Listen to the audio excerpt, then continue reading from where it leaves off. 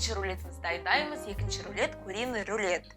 Онда куриный фарш 300 грамм, 2 жұмыртқа, тұз бұрыш, 1 зубчик чеснок, курага, паприка, нори қажет болады. Онда жасақ.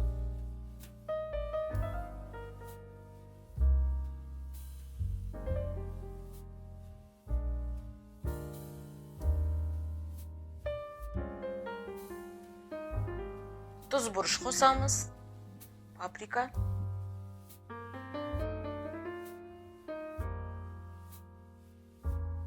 Екі жұмыртқаны қосамыз.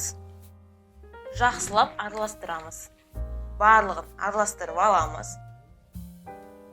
Тауықты соққылап біріктіреміз.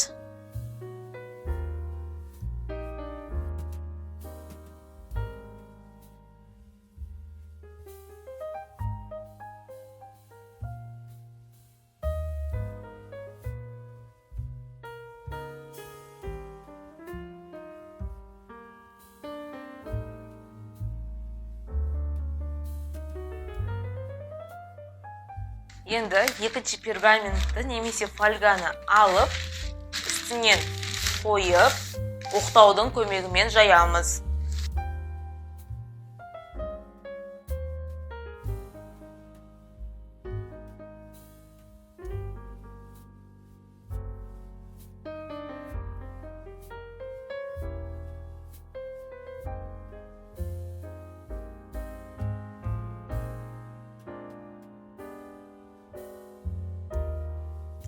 Енді нори қағаздарын кезекпен осылай қойып шығамыз.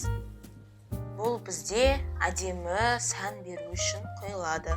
Және де дәмдік әдемі қасиет береді. Енді курагаларымызды осылай кезекпен қоямыз.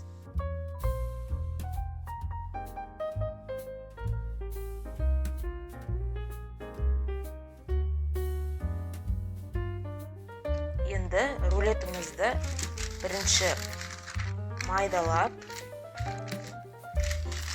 ораймыз.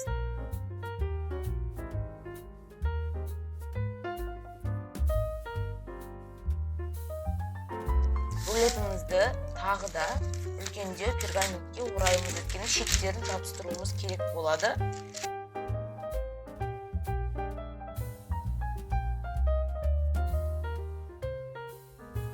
Ал енді рулетімізді духовкаға саламыз. 70 градуста 30-35 минутта піседі.